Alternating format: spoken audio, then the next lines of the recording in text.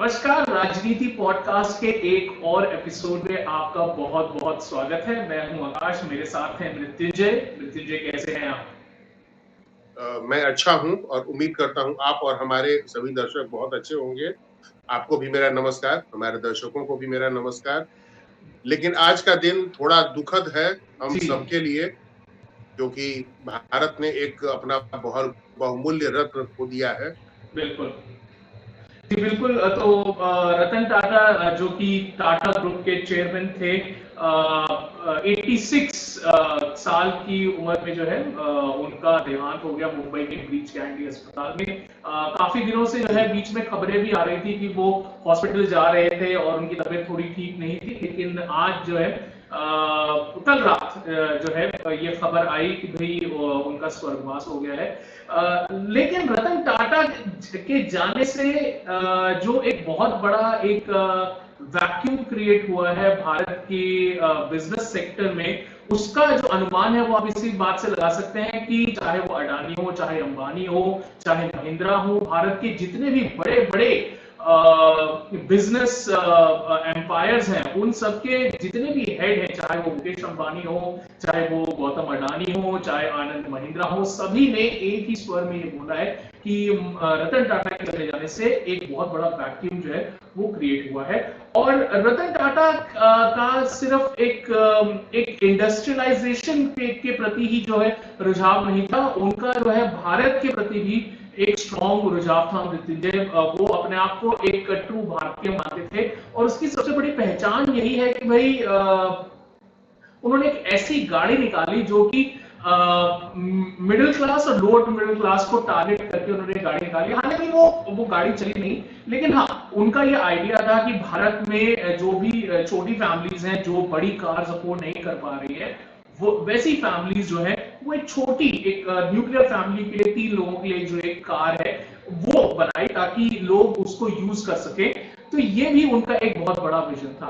मृत्युंजय, जी। रतन टाटा के चले जाने से भारतीय अर्थव्यवस्था पर भी थोड़ा बहुत असर जरूर पड़ा आज, लेकिन हाँ, एक लॉन्ग टर्म में अगर हम देखें तो जिस तरीके की सोच थी रतन टाटा की इंडिया फर्स्ट वाली, क्या अब हमें कोई ऐसा बिजनेसमैन मिल सकता है आने वाले समय में? जी, देखिए, जहां तक रतन टाटा का सवाल है, तो रतन टाटा के जो पूर्ववर्ती थे, यानी इनके प्रीडिसेसर जो थे, जो टाटा ग्रुप के चेयरमैन J.R.D. टाटा, जी, वो तो उनको भारत रत्न भी मिला था। क्योंकि देखिए, टाटा घराने का एक अपना सामाजिक सरोकार होता है। सिर्फ व्यापारिक हितों को साधना ही इनका एकमात्र उद्देश्य नहीं रहा है, बल्कि टाटा घराने का उद्देश्य एक सामाजिक, एक राष्ट्रवादी सोच वाले लोग भी रहे हैं। जबकि हम ऐसे देखें तो भारत की मूल संस्कृति से काफी अलग जीवन शैली होती है। यहूदी सॉरी ये पारसी परिवार के लोगों की, ये पारसी परिवार से थे, जी। जो भारत का सबसे छोटा समुदाय जरूर है, लेकिन बहुत ही प्रोग्रेसिव है, बहुत ही हाईली माइनॉरिटी में भी एजुकेटेड है। माइनॉरिटी है। जी, माइनॉरिटी में भी माइनॉरिटी है, लेकिन बहुत ही ज्यादा ये प्रगतिशील लोग हैं, जिन्हें हम पारसी के नाम से जानते हैं। जी, तो उस समाज के ये लोग हैं, लेकिन बावजूद इसके इन्होंने किसी भी अन्य भारतीय समाज के, धार्मिक समाज के व्यक्ति से ज्यादा योगदान किया है।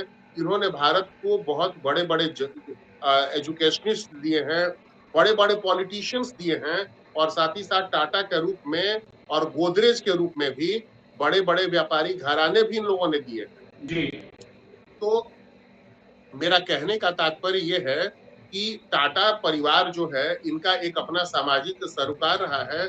उस दौर में जब भारत में इंडस्ट्री जो थी, सारा का सारा उसकी एक्टिविटी अंग्रेजों के हाथों में थी।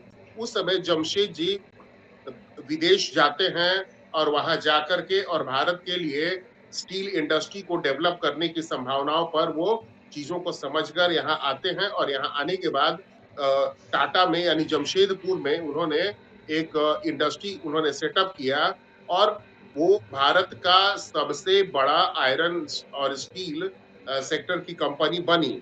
और वहां से जो शुरुआत हुई जमशेद जी टाटा के समय में ही, फिर शुरुआत होती है आपको होटल इंडस्ट्री की।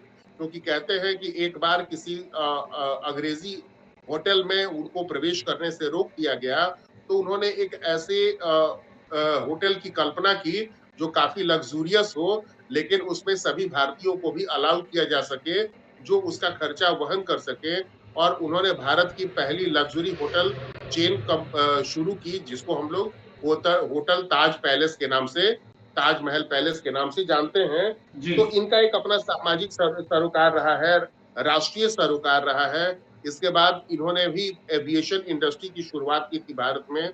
और तो बहुत बहुत तरह की इनिशिएटिव इन लोगों ने ली भारत के लिए। और मैं अब अगर बात करूं रतन टाटा की, तो 92 में JRD का निधन हो जाता है। और JRD के निधन के बाद ये रतन टाटा के हाथ में टाटा का नेतृत्व आता है, टाटा ग्रुप का नेतृत्व आता है। और इस समय भारत बहुत तेजी से बदलने जा रहा था, क्योंकि 1991 में ही भारत में आर्थिक सुधारों की शुरुआत हो चुकी थी जी और नई नई कंपनियां आ रही थी। सॉफ्टवेयर सेक्टर में बहुत सारी संभावनाएं जग रही थी। जी और आगे चलकर के टाटा ने सॉफ्टवेयर इंडस्ट्री में TCS की शुरुआत की, टाटा कंसल्टेंसी सर्विसेज। और इसका सेहरा भी रतन टाटा के सिर पर ही बंधता है, जो भारत की एक बेहद कामयाब सॉफ्टवेयर कंपनी रही है, जी TCS। इसके अलावा ऑटोमोबाइल सेक्टर में जैसे इन लोगों ने, टाटा ने ट्रक और बसें तो बनाई, जी जो काफी पहले से इसका अनुभव था इनको। लेकिन पर्सनल कार के निर्माण में, यानी जो निजी प्राइवेट कारों के निर्माण के क्षेत्र में इनके पास कुछ बहुत ना तो अच्छी टेक्नोलॉजी थी, ना कोई बहुत अच्छा अनुभव था। फिर भी इन लोगों ने सुमो कार इन्होंने ये लेकर के आए, जो एक तरह के SUV थी। जी और सुमो से इन्होंने शुरुआत की और ये काफी पॉपुलर गाड़ी रही। सुमो बहुत पॉपुलर रही और अर्बन इसे लेकर के और रूरल एरिया में इसकी बड़ी धाक रही। शादी ब्याह के लिए बारात जा रहा हो, जी और उसमें भी कई सारे लग्जूरियस वो सेगमेंट लेकर के आए सुमो में ही। जी और फिर इसके बाद आगे उन्होंने उसी दौर में ही शुरुआत की सफारी की। जी और सफारी जब आई, तो भारत में एक बेहद एक मजबूत, मस्कुलर, जो भारत की अपनी कार थी, वो थी सफारी। और जी सफारी की शुरुआत होने के बाद भारतीयों के एस्पिरेशन को एक नया आयाम मिला, एक नया, एक यूं कहे कि चार चांद लग गया उनके एस्पिरेशन को। जी और एक बड़ी दमदार गाड़ी मार्केट में आई। और फिर उसके बाद इंप्रूव करते करते आज भी आप देखेंगे तो सफारी का एक नया वर्जन सामने आ चुका है, जी जो अपने कलेवर में और अपने पूरे मॉडल में पूरी तरह से बदला हुआ है। लेकिन बिल्कुल पुरानी वाली सफारी अभी भी रोड पर निकलती है, तो बड़े शान से चलती है। वो बिल्कुल भारतीयों की एक एस्पिरेशनल गाड़ी थी कि लोगों को लगता था, अरे मेरे पास, जिनके पास छोटी गाड़ियां होती थी, अरे मेरे पास पैसा होगा, मैं सफारी खरीदूंगा, बिल्कुल या उसने सफारी खरीदी है। आपको मैं बता दूं, विराट कोहली की भी पहली गाड़ी सफारी ही थी। विराट कोहली के पास जब 4 पैसे हुए क्रिकेट से कमाई करके, जी तो उसने भी पहली गाड़ी जो ली वो सफारी ली। और वो बड़ा रोचक एक कहानी भी बताते हैं कि सफारी लेने के बाद ये इतने बौरा गए थे, विराट कोहली और उनके भाई, ये तेल लेने चले जाते हैं ये पेट्रोल स्टेशन पे। जी और वहां जाकर के उसमें डीजल की जगह पे पेट्रोल डलवा लेते हैं। और गाड़ी का इंजन सीज होते होते रहता है।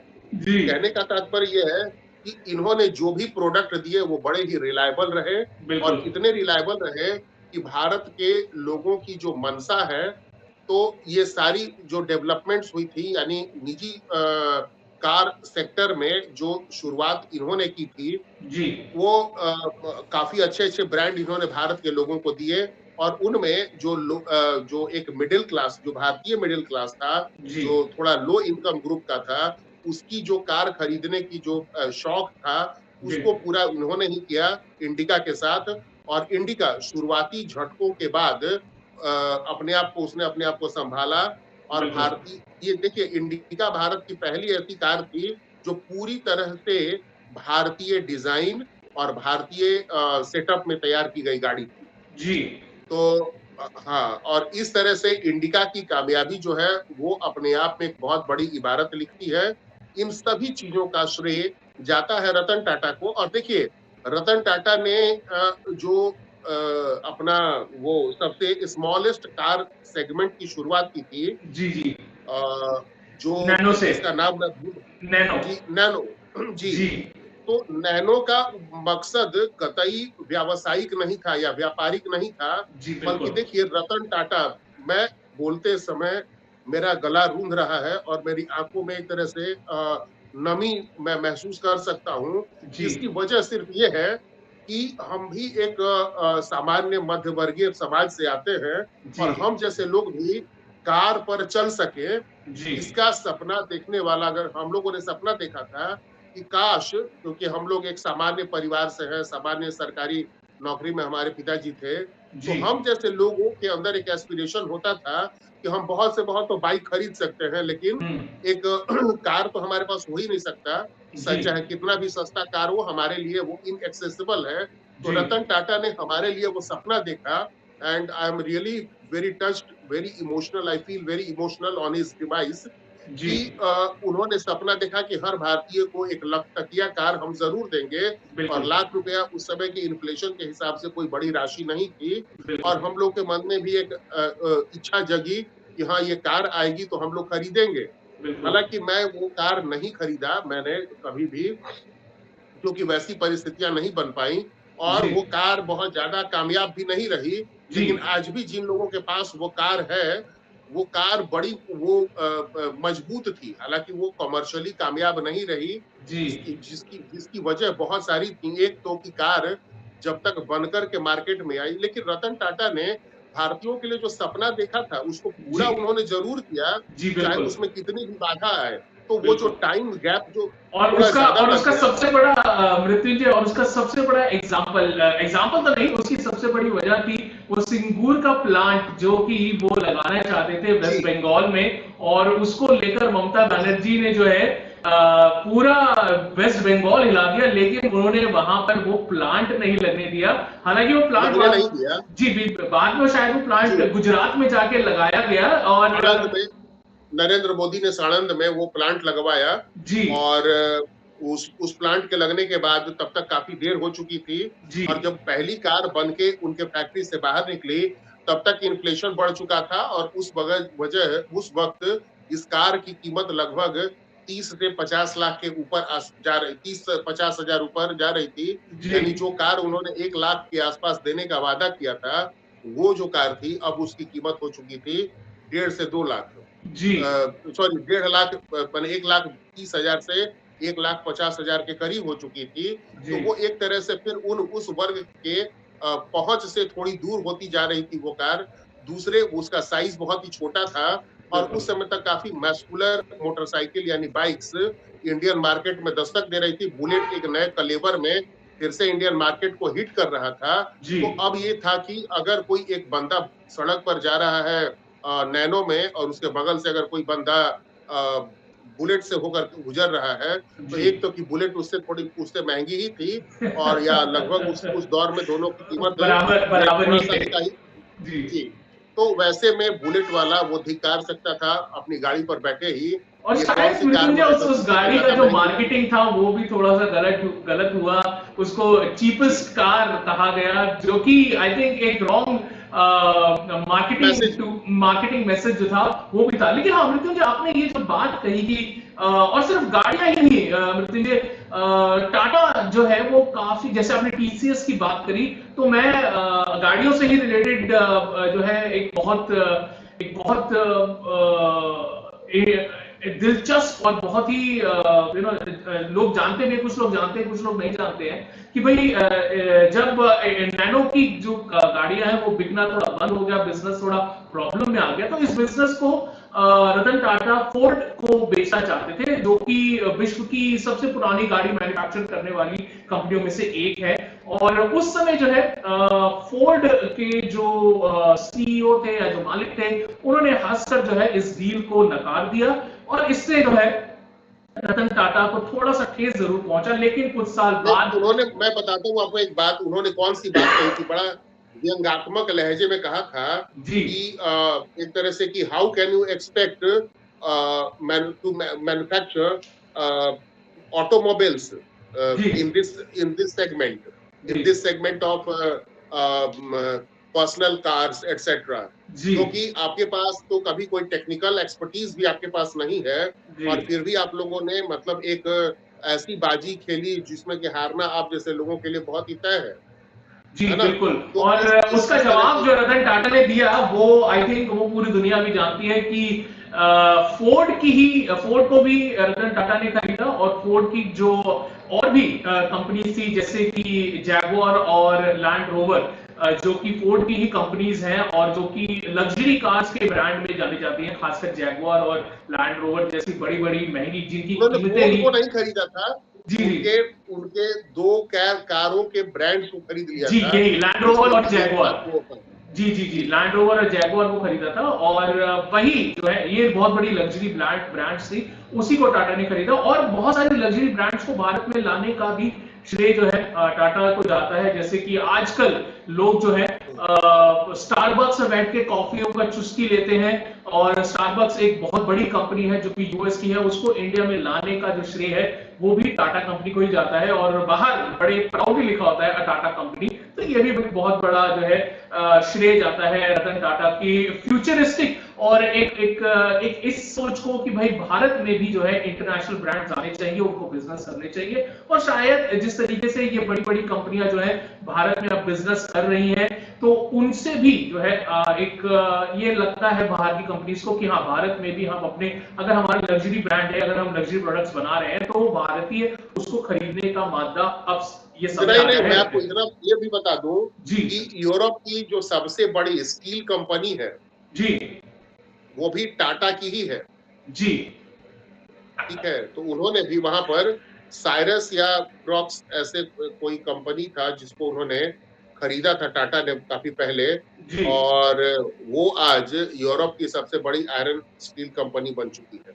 जी मृत्युंजय, अब अगर हम रतन टाटा की बात कर रहे हैं तो हम 26/11 को नहीं भूल सकते। जिस तरीके से आपने बात करी कि टाटा जमशेद जी टाटा ने जो है, जब उनको एक बार होटल में जाने के लिए मना किया गया, तो उन्होंने एक लग्जरी ब्रांड ऑफ होटल जो है वो भारत में खड़ा किया, और उसका जो मार्की जो होटल है वो है ताज पैलेस, जो कि गेटवे ऑफ इंडिया पर पड़ता है। और 26/11 में उस होटल को लेकर जो है काफी जो है चर्चा में रहा, क्योंकि जो मेन एक्शन हुआ जब सारे टेररिस्ट, जो मेजर नंबर ऑफ टेररिस्ट थे, वो उस होटल में घुसे और वहां पर उन्होंने करीब 33 लोगों की जानें ली। तो जो रतन टाटा ने जो है एक तरीके से वहां पे सिक्योरिटी एजेंसीज को फुल फ्री हैंड दिया कि आपको जो करना है आप कीजिए, लेकिन इन टेररिस्ट को एलिमिनेट कीजिए। लेकिन उसके बाद जिस तरीके से सिर्फ 21 महीनों में उन्होंने वो होटल फिर से खोल दिया, और ये उस होटल की एक बहुत बड़ी बात है कि जब से वो खुला था, और 2008 नवंबर 26/11 जब ये इंसिडेंट हुआ, उसके बाद जब उस होटल के दरवाजे बंद हुए, उससे पहले कभी भी वो होटल बंद नहीं हुआ, सारे साल वो होटल खुला रहता था। तो उसके बारे में आप कुछ बताइए कि रतन टाटा ने किस तरीके से उस होटल को खड़ा किया। देखिए, जब वो घटना घट रही थी तब बताया जाता है कि वो अपने किसी बिल्डिंग के एक कोने से लगातार उस घटना को देख रहे थे। कभी अपने स्टाफ के साथ देखते थे अपने होटल को, एक लग्जूरियस होटल को जलते हुए, जी और कभी वो देखते थे अपने अकेले में खड़े होकर के। लेकिन 2-3 दिनों तक जो वो धुआं उठता रहा। लेकिन देखिए कैसा एक वर्क कल्चर टाटा ने अपनी कंपनी के अंदर विकसित किया हुआ था कि वहां के जो स्टाफ थे, इस हमले में चाहते तो उनके पास बचकर भागने के उनके पास उपाय थे, लेकिन फिर भी वो वहां से बच के भागे नहीं, बल्कि they kept trying to save, to help the customers who were जी प्रेजेंट ओवर देयर। तो उन्होंने काफी उन लोगों की मदद की, उसमें कुछ स्टाफ की उनकी जान भी चली गई। जी, 11 टाटा 11 जो जो 11 लोग जो जो उनके स्टाफ के थे, या, या, उनकी जान गई थी। जी, जी उनकी जान भी चली गई, कई सारे लोग घायल भी हुए, लेकिन कोई भागा नहीं।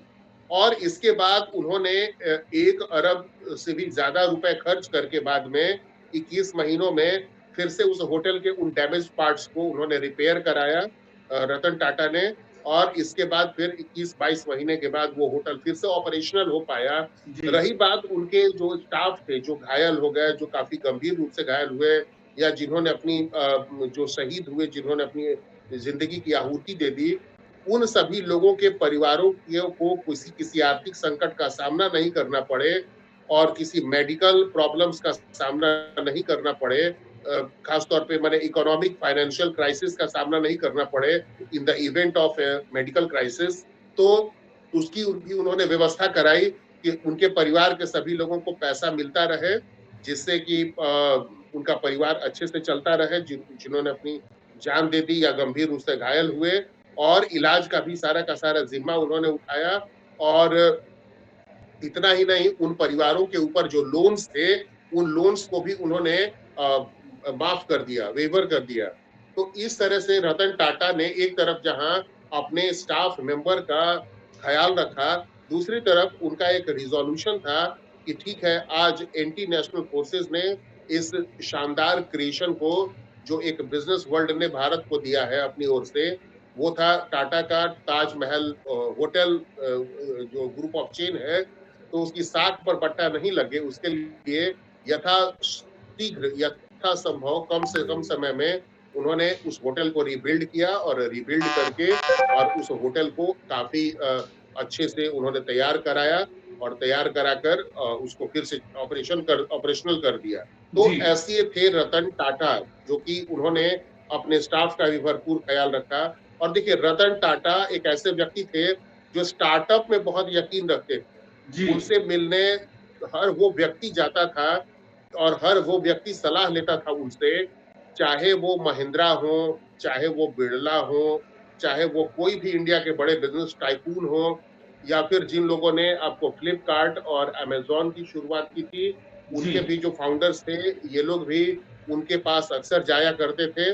और ये यंग लोगों को, नौजवानों को अक्सर रतन टाटा अपने पास बुलाते थे और कहते थे कि अगर आप कोई स्टार्टअप शुरू करना चाहते हैं, तो वो अपनी ओर से उनको फाइनेंस भी करते थे, उसमें फंड, उनके स्टार्टअप में ये अपनी ओर से फंड लगाते थे, पैसा लगाते थे रतन टाटा। जी तो ऐसा करके एक नया जो भारत का जो ब्रेन है, जो एक उभरता हुआ इंडिया है, उसका उसका जो यूथ है, उसके एस्पिरेशंस को, उसकी क्रिएटिविटी को, उसके एंटरप्रेन्योरशिप को ये काफी प्रमोट करते थे। तो इस तरह से मैं ये कह सकता हूँ कि भगवान तो हैं अपनी अपनी जगह पे जरूर, लेकिन धरती पर वो इंसान अपने लिए एक महामानव का एक वो अवतार था, या यूं कहें कि उसने एक महामानव का दर्जा हासिल किया, जो कल हमारे बीच से चला गया।